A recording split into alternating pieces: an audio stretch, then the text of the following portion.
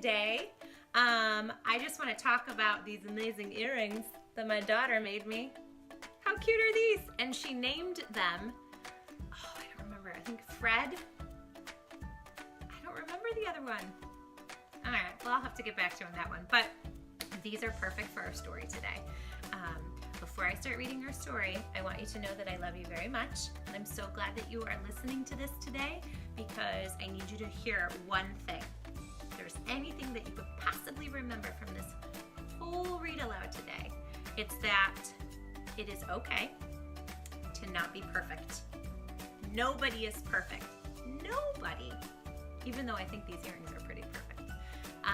It's okay. It's okay to make mistakes. It's okay because tomorrow is a new day. So if you mess something up or you weren't your best self today, tomorrow is a new day and you start over fresh every single day. So please, please, please remember it's okay not to be perfect and try your best not to compare yourself to somebody else because there's only one you in this whole entire world and you are absolutely perfect. Okay, mwah, I love you. All right, let's get started. This is kind of a cool story. It sort of goes with springtime. And these little chicks here happen to have come out of an egg. And our story, oh, I'm so excited to read this today, is called The Good Egg. How cute is he? And you may have seen another story written by the same author, Jory, John, and Pete Oswald, called The Bad Seed. So these authors are the same creators of The Bad Seed. This is kind of like the sequel. Let's get started. The Good Egg by Jory, John, and Pete Oswald. Oh, hello. I was just rescuing this cat. Know why? Because I'm a good egg. A very good egg.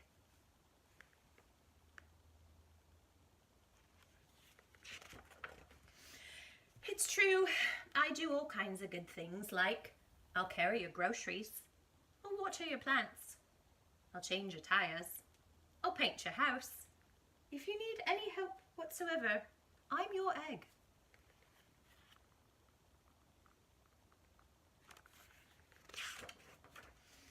I've always been a good egg. It's been this way from the start, even in my earliest days. Back at the store, there were a dozen of us living together under one recycled roof. Egg carton. There was Meg and Peg and Greg and Clegg and Shell and Shelley and Sheldon and Shelby and Egbert and Frank and other Frank.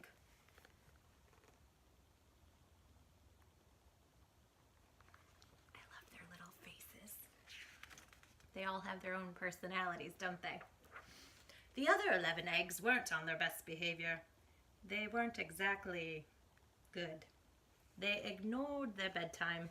They only ate sugary cereal. They threw tantrums. They cried for no reason. They broke their stuff on purpose.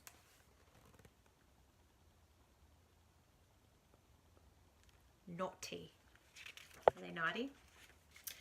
Meanwhile, I tried to take charge. I tried to fix their bad behavior. I tried to keep the peace, but that's because I was a good egg. A very good egg.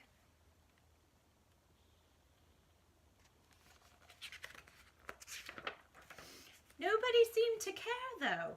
Every night, I was exhausted. My head scrambled. Then one fateful morning, I noticed cracks in my shell.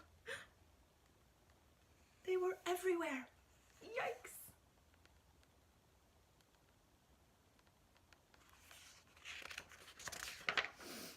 My doctor said it was from all the pressure I was putting on myself, the pressure of making sure everybody was as good as me.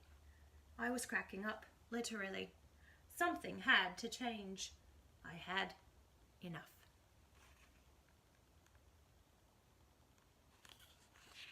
What do you think he's going to do?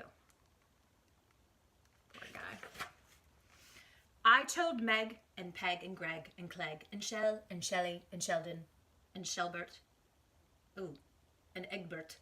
I just made up a name. And Frank and other Frank that I was leaving. I can't be the only good egg in the bad carton, I said. Blah, blah, blah, they replied. I left that night.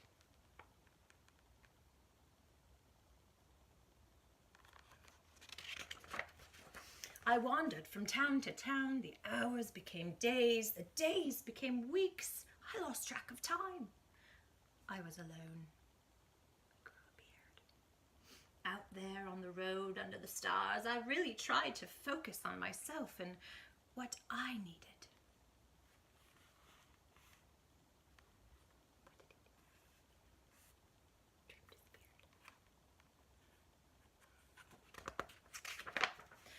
I took walks. I read books. I floated in the river. I wrote in my journal. I found simple moments to be quiet. I breathed in. I breathed out. I even started painting.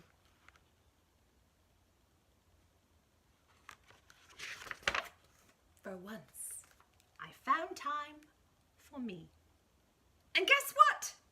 Little by little, the cracks in my shell started to heal. My head no longer felt scrambled.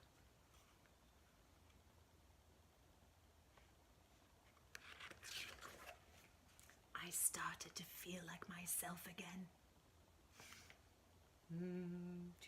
He's meditating. Can you meditate?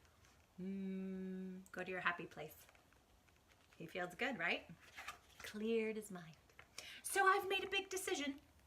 I'm returning to my old carton and my friends. Besides, kind of lonely out here. This time, I know what I need to do. I'll try not to worry so much. And I'll be good to my fellow eggs while also being good to myself.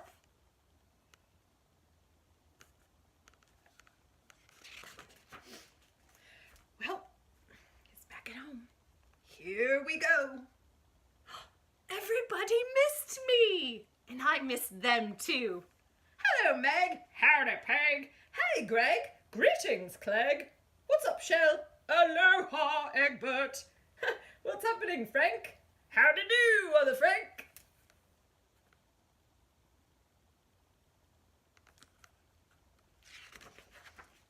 Sure, every once in a while, somebody's still a little bit bad, but it's not like before. Here's what I realized. The other eggs aren't perfect, and I don't have to be either. I'm okay with that.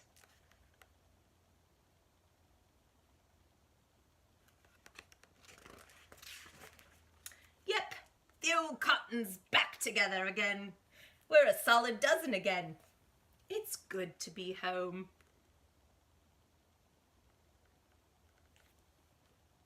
Not cool. But he doesn't let it bother him.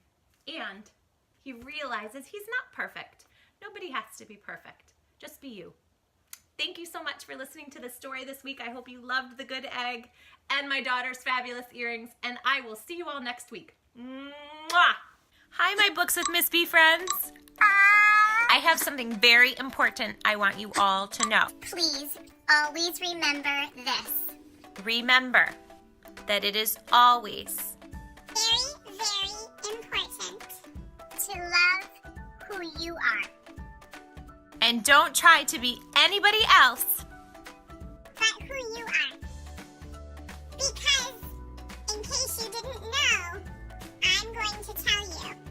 are without a doubt in my mind